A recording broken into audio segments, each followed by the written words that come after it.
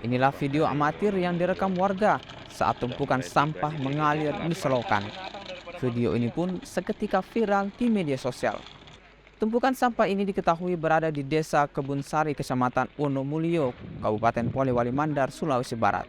Sampah ini merupakan sampah warga sekitar yang dibuang di irigasi. Mereka melakukan hal itu lantaran tak adanya tempat pembuangan sampah.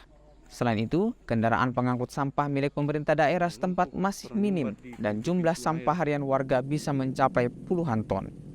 Atas viralnya video ini, petugas dibantu warga mulai lakukan pembersihan. Kalau saya sih sudah menghimbau kepada masyarakat agar jangan melakukan itu, tapi kan ya ada juga yang pelopori buang-buang sampah itu supaya viral. Ya, jadi tidak apa-apalah.